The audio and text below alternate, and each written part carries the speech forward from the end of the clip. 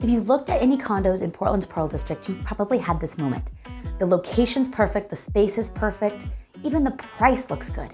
But then you scroll down and you see those HOA dues.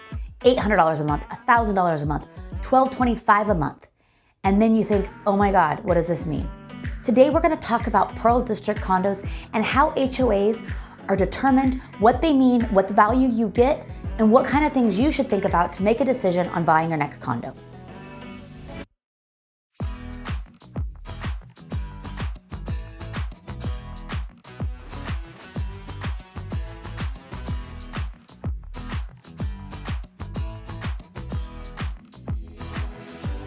I went through and analyzed 134 active listings in the Portland's Pearl District market, and this is what I found.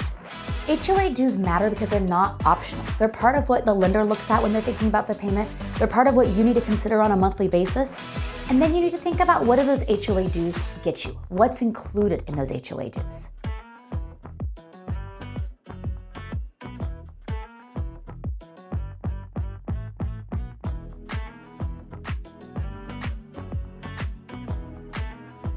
For many condo buyers, HOA dues can really make or break the condo.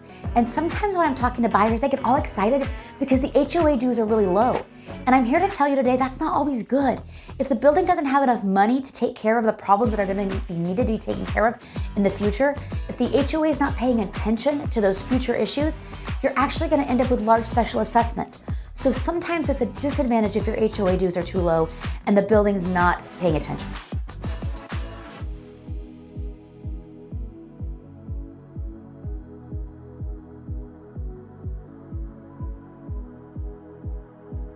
At its core, HOA dues are a shared budget. It's all of the owners in the Condo Association coming together with a pool of money to take care of the things that the HOA covers.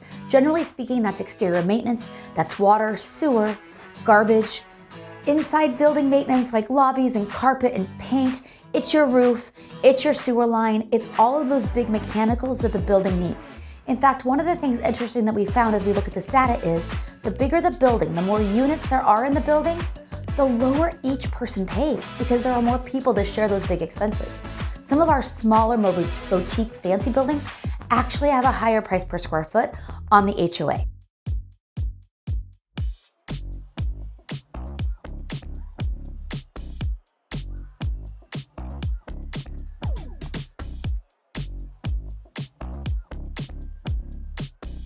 One of the most useful comparisons for HOA is looking at a price per square foot, because HOAs are figured per square foot.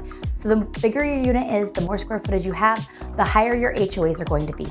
So as I went through and looked at 134 active listings, I learned that the average price per square foot for your HOAs are going to be between 70 cents and 85 cents per square foot.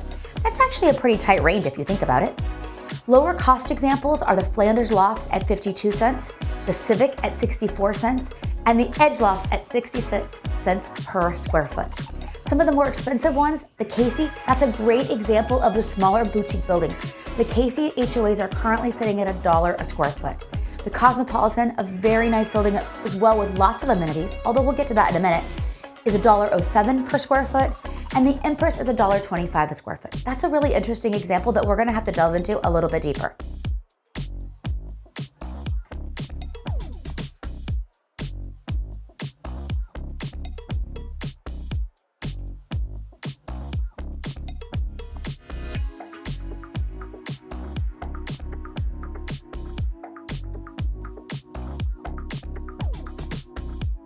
But that middle band between 70 and 85 cents is where most of the listings currently land.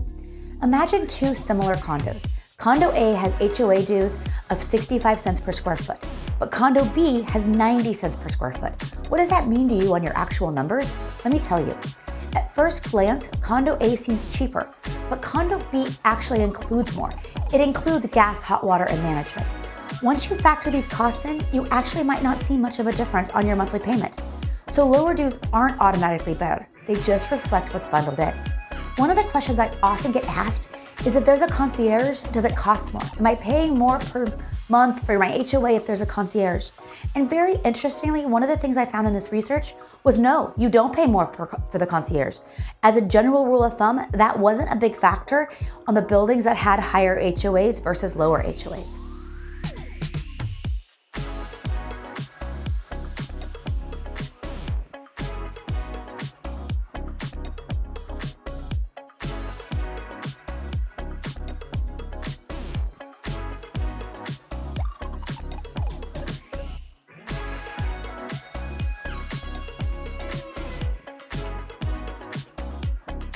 Amenities do affect the cost, of course, but they're only one factor.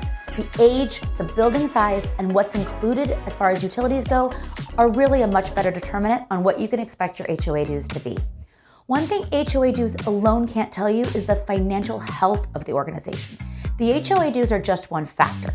You can't see reserve balances or upcoming assessments or projects in the listing. This information generally is only provided to you after your offer is accepted. And then at that point, I really recommend that we use a third-party company. There are a couple options in Portland with one that's just a standout to go through with you and analyze your HOA documents. Analyze the budget, analyze the numbers, look at all of those things and help you decide if that building is a sound financial investment for you and your situation.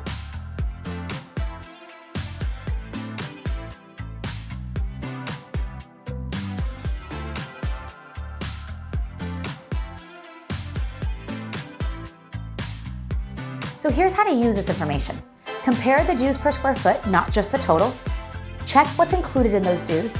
Expect some variation in the listings, and then use due diligence to really confirm reserve health. HOA dues are just a starting point. They're not a verdict.